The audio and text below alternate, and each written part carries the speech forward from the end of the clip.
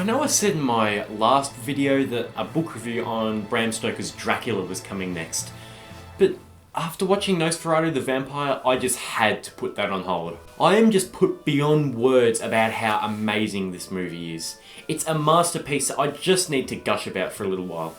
Now, as you can see, I don't have this movie on Blu-ray currently, but I'm going to try find one, and trust me, I'm going to get it, okay? I need it. I really, really need it.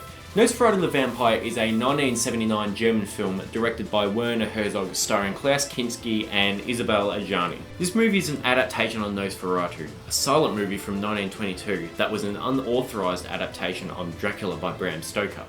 This movie retains the same characters from the Bram Stoker's Dracula and a storyline which starts the same as the book but soon spirals into something of its own, which is really not a bad thing. This movie has a runtime of 107 minutes and in my opinion is really well placed. It's slow, but not painfully slow by any means. Now, I'm going to discuss the plot, which will differ from the synopsis that I'll give about Dracula. I was also going to say, I really wanted to discuss this movie in a bit more detail than I might usually, so that's why the video title says that there is going to be mild spoilers in this video. So I'm not going to give anything crucial away, I'm just going to give away like just things that I feel are necessary. This movie follows Jonathan Harker, who is sent on a trip by a man named Renfield to Transylvania in Romania to sell a house to a man who lives in a castle. This man is Count Dracula. Dracula wants to move to England, but things get interesting when he sees a picture of Jonathan Harker's wife, Lucy. He wants to make his life in England revolve around Lucy. This introduces a new romance element which was never in the novel, and in this case I really welcome it.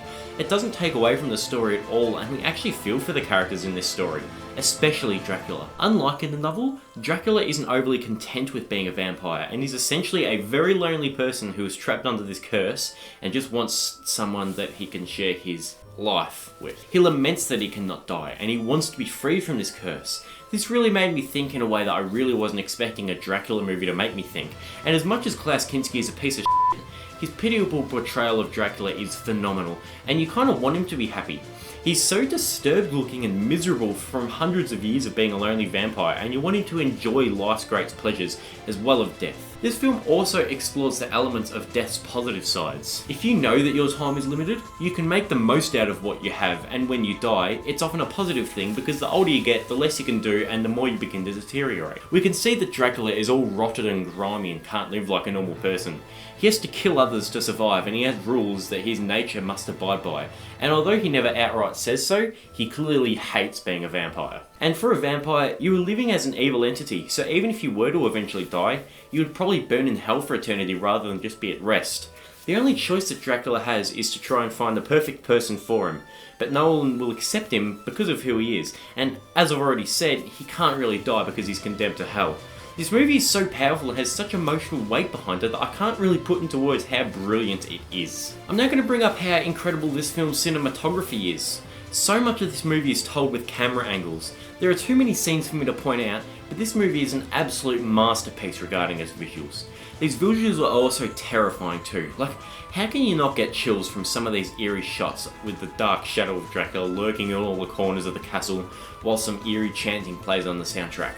I will point out that a lot of these shots tell so much because there are a lot of recreations from the original Nosferatu, which could only tell its story through visual because it was back in the silent era. Now, there's only one gripe with this film that I have, and it's actually how the story is told. The story is, as I've already said, magnificent, but I must say it's told rather clunkily in some parts, with characters just appearing and disappearing throughout the movie, and the whole thing has to be interpreted by the viewer on the first run through. Which isn't always a bad thing, but when so much of it lies in the audience, it can be a bit of a turn off for some people. There were definitely a few times on my first viewing where I was just like, okay. But after thinking this movie over, most people should be able to see where this movie's high praise comes from. I'm going to rate this movie a straight 90%. The score is built up on multiple things: the visuals, the silence, and the power of the story. When I say the silence, I mean that there isn't much dialogue in this movie at all, and it doesn't need it. The only thing it lacks on is the telling of the story itself, which I've already talked about. This movie is now up there as one of my all-time favourites, and I highly recommend you watch this movie if you haven't already. You don't even need to read the original Dracula or watch the 1930s movie to appreciate how great this film really is.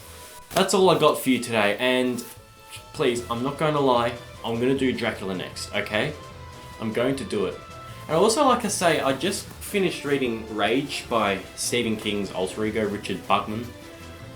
It's the only Stephen King book that's out of print. I'm actually kind of happy it's out of print, but I'm also very happy that I've got it. I'm very happy that I've read it. I'm not going to read it again, but I'm going to talk about that sometime soon. I'll see you later. Bye.